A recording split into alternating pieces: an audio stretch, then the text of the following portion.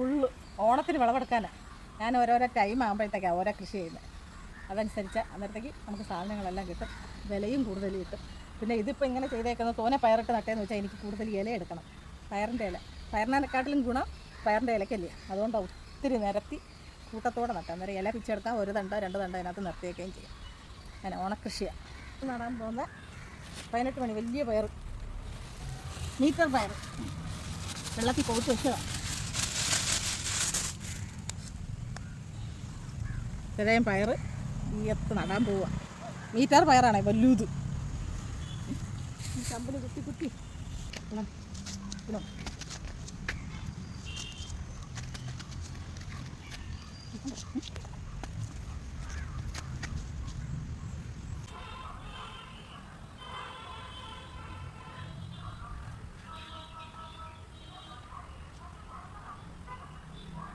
വലിയ മീറ്റർ പറഞ്ഞ് ഇത് കിളിച്ച് വന്നതിന് ശേഷം മണ്ണ് വളഞ്ഞു കൊടുത്ത് വളവും കൊടുത്തിട്ട് വള്ളി കയറി വരുമ്പോഴത്തേക്ക് വള്ളി വലിയ നെറ്റ് മേടിച്ച് ഫുള്ളും കെട്ടിക്കഴിയുമ്പോൾ പയറങ്ങ് പന്തലേക്ക് കയറും. ഇത്രയും പണിയാവുള്ളൂ.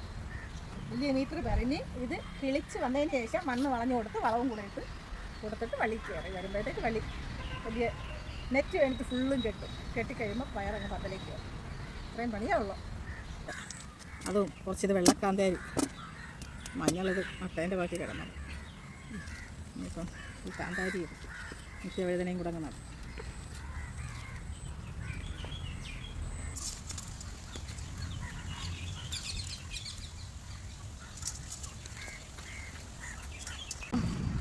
വരുന്നതല്ല, വളഞ്ഞില്ല, വിളഞ്ഞില്ല, വെറും പിഞ്ച. എൻ്റെ അവിടെ പാവലില്ല, പച്ചപ്പാവലും ഓണത്തിൻ്റെ പയർ.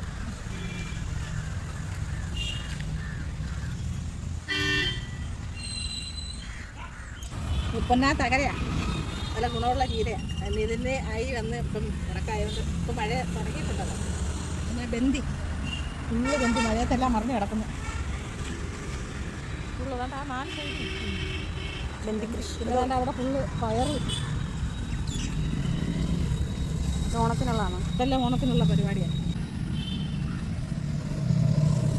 പൊന്നാങ്കടിയും കൃഷി ചെയ്ത് ഇതെല്ലാം പച്ചമുളകെല്ലാം പൊന്നാരങ്കണ്ണിയാ അങ്ങനെ ഉണ്ടായിരുന്നു. ഇപ്പോൾ ഫുള്ള് ചീര അരി പാകിയിട്ടുണ്ട് മൊത്തത്തിൽ.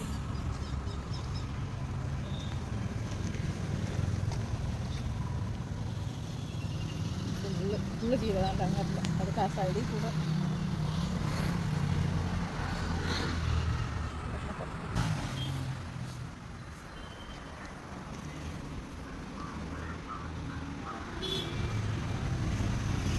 ചീരയും കൂടെ പാകിയേക്കണം.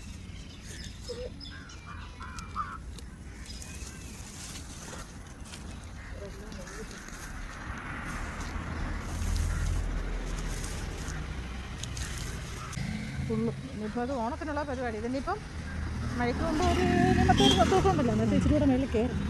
മേളിൽ ഇച്ചിരി കയറി കഴിഞ്ഞാൽ കുഴപ്പമില്ല. ഇവിടെ ചേമ്പും കാച്ചിലും എന്തുവാ ഇഞ്ചിയും ചേനയും കൂടെ നട്ടു. അതവിടെ ഇങ്ങനെ ഒരു ഓണത്തിനല്ല, ഇതെല്ലാം ഒരു കൊല്ലം കഴിഞ്ഞിട്ട് മനസ്സിലാക്കാൻ പറ്റും.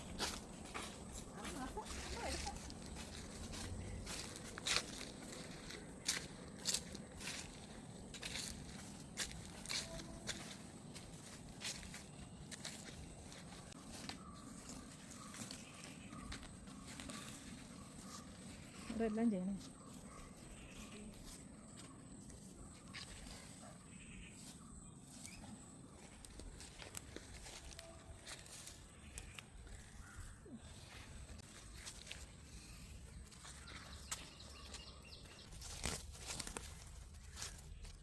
എല്ലാം കിളിച്ച് വരുന്നു.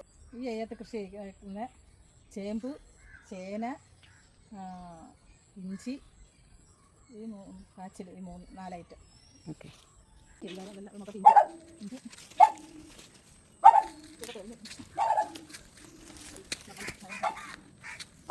മുരിങ്ങ, കുറ്റി മുരിങ്ങ 5 മാസം 6 മാസം ആകുമ്പോൾ ചെടി മുരിങ്ങ കിളിക്കുമെന്ന് എന്തോ കാ പിടിക്കുമെന്ന് പറഞ്ഞിട്ടുണ്ട്. ആദ്യമായിട്ടാണ് ഞാൻ ചെയ്യുന്നത്.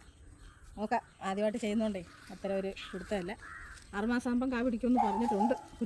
ചെടി മുരിങ്ങ ഇവിടെ എല്ലാം ചെടി മുരിങ്ങ.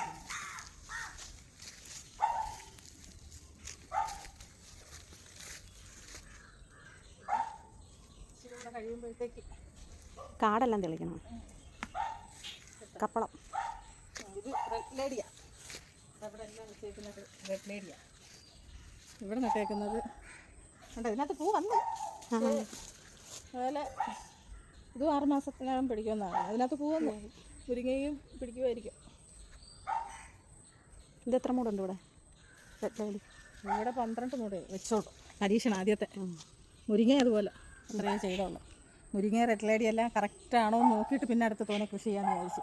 അങ്ങനെ ചെടി മുരിങ്ങയും വെച്ച് രണ്ടാമത്തെ അയ്യോ അല്ലേ? ഇത് രണ്ടാമത്തെ അയ്യോ.